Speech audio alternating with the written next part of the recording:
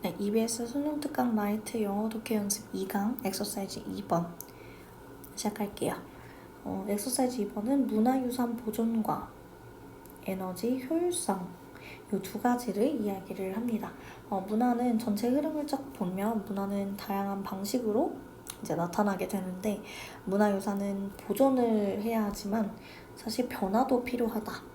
그리고 특히 이제 역사적 건물은 이제 에너지 효율 개선과 함께 이제 보존이 가능한지 가능하지 않은지에 대한 여부를 두고 가능하다고 보고 있다라는 거 보고 이제 문장별로 들어가 보도록 하겠습니다. 첫 번째 문장. 자, 문화는 반영이 됩니다. 자, not only 그리고 버들소 나오죠. not only A, 버들소 B. 자, 여기부터가 A 그리고 여기가 B. in부터 시작입니다. 전면구가 병렬이 되어 있어요. 자, 문화는 반영이 되는데 역사적 건물이나 이제 한 나라의 뭐 관광지, 그러니까 기타 명소, 관광지뿐만이 아니라 어디에서도 생활 방식이나 이제 관습, 언어 등 다양한 전통에서도 다양성에서도 나타납니다. 반영이 됩니다. 라는 문장이네요. reflect in 이거 같이 바꿔주셔야 돼요. 뭐뭐에 반영이 되다. 자, 그리고 두 번째 문장. 자, 문화적인 다양성과 문화유산은 중요한 원천입니다. 뭐의 창의성의 원천이 됩니다. 그래서 반드시 그러므로 보존이 되어야 합니다. 라는 거네요. 보존이 되는 거니까 must랑 be 묶어가지고 must be preserved. 그래서 여기 사이에 therefore 써져 있죠. 결과.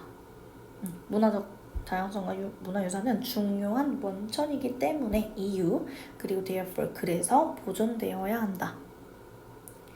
자, 그러나 나옵니다. 여기서부터 한번 꺾죠. 문화는 이렇게 보존이 되어야 하지만 순서 끊임없이 변화합니다. 그래서 그러므로 여기 subject to, be subject to 나와 있는데 be subject to는 뭐뭐에 영향을 받다. 같이 수거 정리해 주세요. 자, 그래서 요거는 지금 컴마로 and, 컴마 연결되어 있기 때문에 is 앞에 is가 생략되어져 있다라고 보면 될 것 같습니다. 그래서 영향을 받습니다. 뭐에 영향을 받냐면 긴장에 영향을 받는데 뭐 사이에 긴장에 영향을 받냐면 전통과 현대성의 사이에. 그러니까 전통이라고 하는 건 지켜져야 하는 거, 보존되어야 하는 거. 그리고 현대성은 변화하는 거죠. 그쵸? 그래서 보존과 변화가 충돌을 합니다. 충돌이 발생합니다. 그래서 문화는 끊임없이 변화하기 때문에 변화하는데 전통과 현대 사이의 긴장에 영향을 받습니다. 라고 하는 말입니다.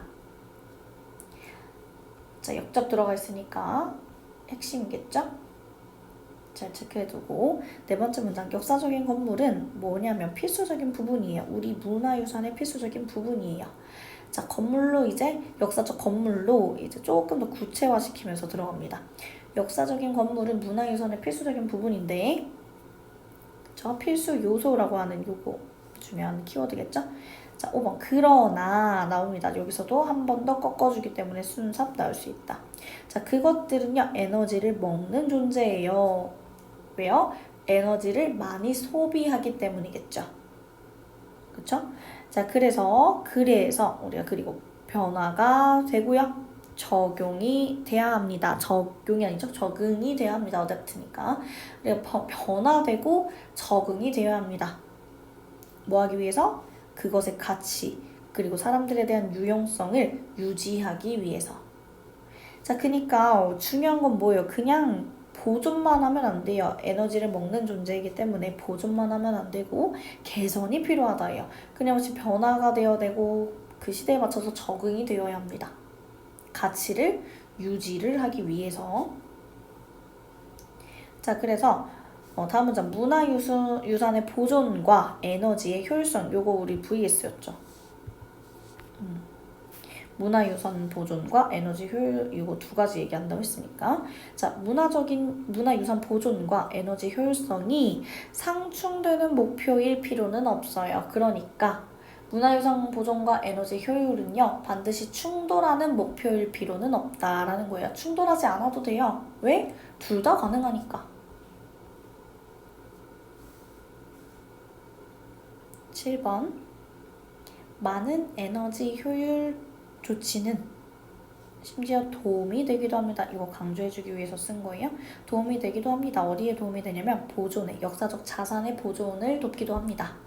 많은 에너지 효율 조치는, 자, 그래서 반전이죠. 효율이라고 한다는 건 보존을 방해하는 게 아니라 효율이라고 한다는 건 보존에 도움이 된다. 이 문장도 이제 갑자기 플러스로 변환이 되는 거기 때문에 순삭 나올 수 있다는 거. 그래서 6번, 7번 문장이 이 글에서 말하고자 하는 문장이에요. 주제죠. 그 다음 8번 문장. 습기와 관련된 구조적인 손상과 곰팡이의 증식은, 자, 뭐냐면 빈번한 문제이다.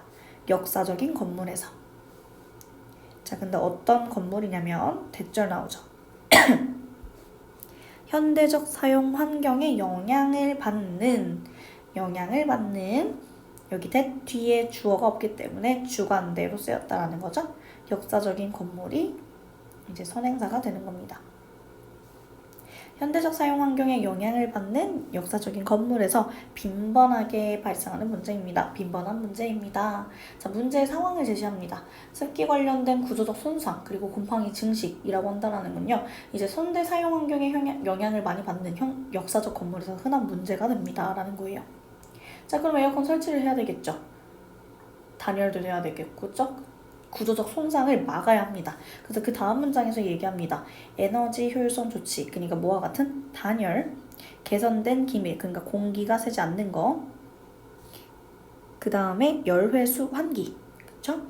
그래서 열이 이렇게 통하는 이렇게 환기에 대한 이런 것과 같은 에너지 효율의 조치는 구조적 손상을 유발하는, 그러니까 구조적 손상, 여기도 주관대, 주어 없다는 거. 자, 다 위치로 바꿔줄 수 있습니다. 요 문장에 있는 8번 문장에 있는 데과 9번 문장에 있는 데는. 자, 습기의 축적을 막을 수 있어요. 해결 방법이죠. 이 단열 기밀성 향상, 열애수 환기와 같은 에너지 효율 조치는 오히려 이제 좋지 않은 게 아니라 구조적 손상을 유발하는 습기의 축적을 막을 수 있다는 거예요. 막을 수 있다 플러스입니다.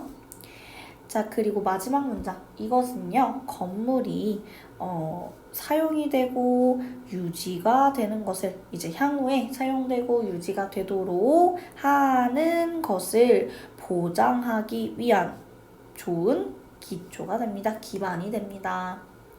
그러니까 즉 효율을 개선시키는 것이 지속적으로 보존을 가능하게 만든다. 역사적인 건물을.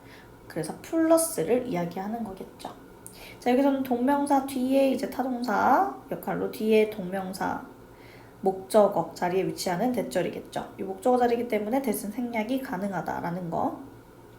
그리고 and로 maintain 연결되어 있어서 will be 생략이 되어져 있다까지 보면 될 것 같아요. 결국에 한번 내용을 정리를 한번 해보면 문화유산 보존과 에너지 효율성 이 두 가지에 대해서 이야기하는데, 이 두 가지를 충돌하지 않는다. 이 두 가지는 오히려 에너지 효율의 개선이 역사적인 건물을 보존하는 데에 도움이 된다 라는 말입니다. 그렇죠? 그래서 상충하지 않는다라는 거. 그래서 주제 문장은 6번과 7번 문장에 담겨져 있어서 미리 별표 쳐놨습니다. 그리고 빈칸으로 나올 수도 있기 때문에 여기에 있는 뒤쪽에 있는 이렇게 상충되는 목표, conflicting aim, 그리고 7번 문장 전체. 역사적 자산의 이제 효율적 조치가 보존에 그러니까 플러스인 영향을 준다는 거, 보존을 돕는다는 거까지 보면 되겠네요. 여기까지 해서 2번 마무리하도록 할게요.